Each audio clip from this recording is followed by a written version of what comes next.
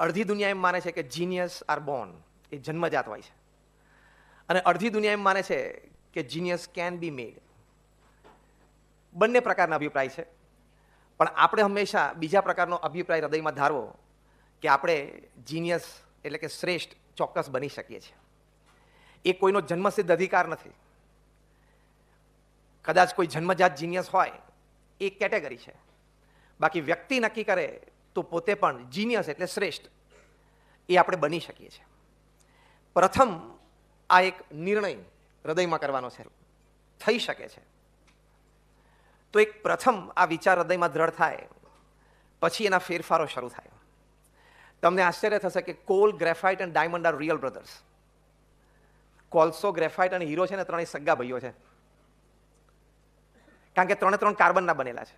પેન્સિલથી માંડીને nuclear plant સુધી એનો ઉપયોગ થઈ શકે. અને એના એ જ કાર્બન એટમ્સ જ્યારે ટેટ્રાહેડ્રલ સ્ટ્રક્ચર, જે પણ આપણે કેમિસ્ટ્રીમાં ભણ્યા, એ ટેટ્રાહેડ્રલ સ્ટ્રક્ચરમાં સાથે આવી જાય તો ફાઇનલ પ્રોડક્ટ ડાયમંડ બની જાય. ત્રણેય સગા ભાઈઓ છે, પણ ત્રણેયની બજાર કિંમતમાં બહુ ફેર છે. એક ભાઈનો આટલો નાનો ટુકડો અને એમાં બીજો ભાઈ તો 2-5 ટ્રક ભરીને આવી જાય. સગા ભાઈ છે પણ બજાર કિંમતમાં પણ ફેર છે, અને ત્રણેય પ્રત્યે લોકોના હૃદયમાં, ભાવનામાં પણ ફેર છે. તમને કહો કેમ કે હું તમને આટલો નાનો હીરાનો ટુકડો આપું, ચોઇસ 1, અને ચોઇસ 2 10 ટ્રક કોલસા આપું, તો કયું લઈએ? એનું કારણ શું? Give me the reason why all three being real brothers, there is a vast difference in their market value and their value in the hearts of people. Real brothers છે. એનો એક લાઈનમાં ઉત્તર છે design of the internal structure. બાહ્ય રીતે બધા carbon એટમના બનેલા છે, પણ design of the internal structure, એક હેફેઝાર્ડ છે, એક થોડું ઓર્ગેનાઇઝ છે, અને એક બેટર ઓર્ગેનાઇઝ છે. એમ આપણે જીનિયસ બનવું હોય, એટલે કે ડાયમંડ બનવું હોય, restructure your inner self. Design of the internal structure આપણે પ્રોપર કરવી પડે. આપણી માન્યતાઓ, આપણા વિચારો, આપણા અભિગમો સારા છે, કોઈના ખોટા નથી.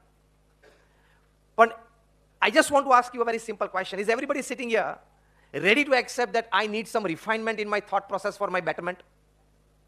બધા. આપણને બધાને ખબર છે કે મારામાં કંઈક સુધારાની જરૂર છે, હા કે ના? એ આપણી જર્ની ગ્રેફાઇટથી ડાયમંડ સુધીની છે. સાવ હું કોલથી ડાયમંડની નહીં કહું.